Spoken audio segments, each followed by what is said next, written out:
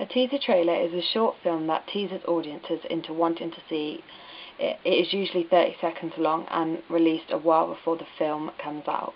Also like a film poster, which is also used to advertise. This may reveal slightly more, and there is usually more than one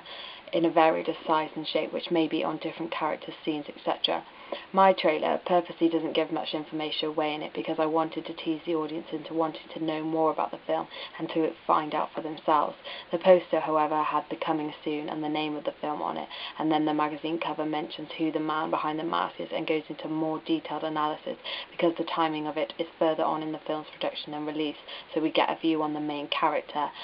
with an interview double-page spread in mind.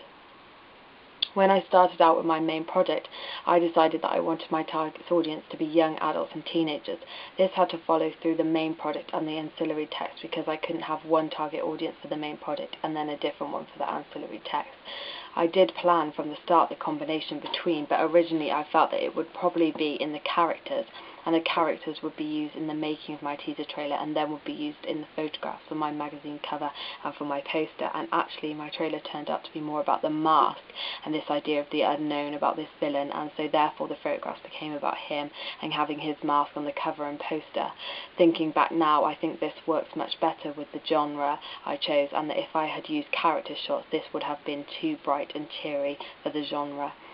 I did a lot of research into the building I was using for my shots at the start, and I did think that this would end up playing a big part in the photography work I had done, and so perhaps I should have explored this more at the start and taken more photographs of the building itself, so then at least I could have tried out the poster and magazine with different images that would have also linked back to my trailer. The font in the trailer was a big link for me, and I felt that this font could perhaps be carried out through to all the ancillary text, but this unfortunately didn't work out because the font I used didn't work as a conventional film magazine font and looked a little out of place with the rest of the fonts on the page. And although the idea behind the handwriting contrasted nicely, it didn't work. This was exactly the same situation for the colours I had used, because in the trailer I just wanted to keep a simple black and white colour scheme so that the writing would just stand out and audience could read quickly enough in the space given because of the pace of the trailer. When I came to doing the magazine cover and the poster, I realised that it wouldn't have been possible for me to carry out this colour scheme as well because I was working of the ideas and conventions of rival magazine companies such as Empire and Total Film, and if they used white and black writing it wouldn't stand out enough for audiences to want to buy the magazines. I feel that the main image is quite effective between the combination of my main project and ancillary text, and it is clear from my audience feedback videos that it's the main images that is attracting audiences to my front cover. The whole idea and plot behind the trailer is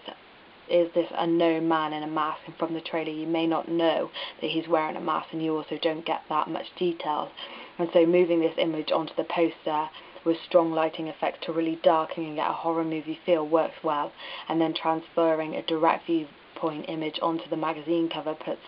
one same link through each project, still in keeping with the composition, etc.